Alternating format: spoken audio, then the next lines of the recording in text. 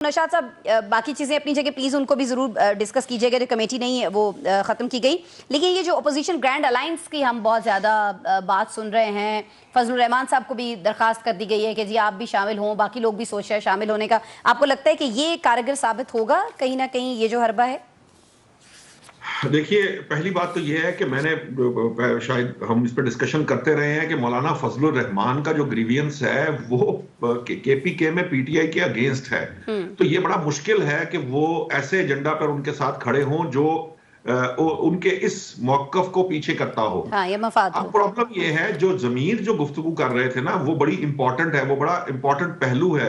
असल मसला ये है कि ये बहुत जिसे कहते हैं ना कि जिसे कहते हैं सानवी हैसियत के जो मामलात है, मसाइल है, उन पे ये मुज़ाकरात की बात होती है, उन पे डिबेट्स होती हैं। कोई ये करने को तैयार नहीं है कि हम हर इलेक्शन के बाद इस मुल्क के अंदर इल्जामात लगते हैं कि ये इलेक्शन में धांधली हुई है, लेकिन कोई भी सियासी जमात उन इलेक्शन रिफॉर्म्स को करने को तैयार नहीं है, जिसका अपोजिशन में तो उन्हें याद रहता है ये इलेक्शन रिफॉर्म, लेकिन हुकूमत में आते ही भूल जाते हैं। अब मसला सिर्फ क्या है? मसला ये है, आप कहते हैं कि जी पाकिस्तान तहरीक इंसाफ ने, पहली बात मेरी नजर में 7 दिन की डेडलाइन दी नहीं जानी चाहिए थी, एक बात। दूसरी बात यह है कि पीटीआई को अपने मौकफ से हटना नहीं चाहिए था, मैं इसमें भी एग्री करता हूं जी। लेकिन हुकूमत को किसने रोका है कि वो जो भी उनके दिमाग में था उसको आज उन्होंने क्यों नहीं लोगों के सामने, अवाम के सामने रखना? जो इतनी देर उन्होंने मेहनत की, ये सब कमेटी और इन्होंने मिलकर जो काम किया था, अगर पाकिस्तान तहरीक इंसाफ नहीं भी शामिल हुई थी, फर्ज कीजिए आज कमेटी उसके अंदर, तो उनको चाहिए था वो अवाम के सामने रख देते, जी हमने ये फैसला किया है कि आप पार्लिमानी कमीशन बना लें। एक सेकंड के लिए अगर आप रुकें जी नौशाद साहब।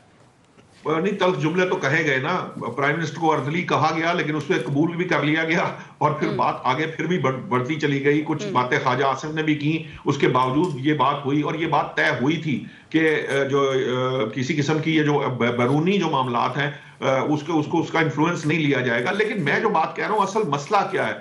असल प्रॉब्लम ये है, बात मैंने आपको याद है, आपको कहा था कि ये ना हुकूमत संजीदा है ना पाकिस्तान तहरीक इंसाफ संजीदा है। उसकी वजह ये है कि इनकी नीयतें साफ नहीं है। जो हुकूमत थी वो ये चाहती है कि पाकिस्तान तहरीक इंसाफ को इस हद तक जो है ना फैसिलिटेट कर दिया जाए कि ये सड़कों नहीं, तो चले पीटीआई हुकूमत के साथ नहीं संजीदा है ना, जहां वो संजीदा होना चाहती है वहां उसे संजीदा होने दिया जाए, मौका दिया जाए तो शायद रिजल्ट आ जाए कुछ। होने का मैं तो उस संजीदगी के हक में ही नहीं हूं। मैं तो हमेशा से, हम जो ये जिस जमहूरी रवैये की बात कर रहे हैं, वहां तो इसका कॉन्सेप्ट नहीं होता। आप किसी जमहूरी मुल्क के अंदर कहें कि हमने एस्टेब्लिशमेंट से मुज़ाकरात करने, सारे आपको लान तान शुरू कर देंगे कि ये भाई कहां से आ गया, ये कौन सा डेमोक्रेट है, ये कौन सा सियासतदान है जो। सर यहाँ तो थोड़ा सा उलट है ना, जब पीटीआई कह रही थी कि उधर मुज़ाकरात करेंगे तब अवाम में उनकी बल्ले बल्ले हो रही थी, लेकिन जो ही पीटीआई ने कहा कि ठीक है जी हम हुकूमत से वो कर लेते हैं, तो फिर सबने कहना शुरू कर दिया, तो जो घुटने टेक दिए और बानी को इन चोरों से बकौल उनके जो लफ्ज उनके इस्तेमाल करते नहीं करने चाहिए मुज़ाकरात। इससे क्या फर्क पड़ता है आसमा? सियासतदान जो है या सियासी जमातें इस चीज पे थोड़ी बैठी हैं कि कोई ये अवाम क्या कहेगी या क्या नहीं करेगी। ये तो लीडर्स कहते हैं अपने आप को, ये तो रहनुमाई करनी है इन्होंने कौम की क्या रहनुमाई करनी है जो मेरे और आपके पीछे लग जाएंगे?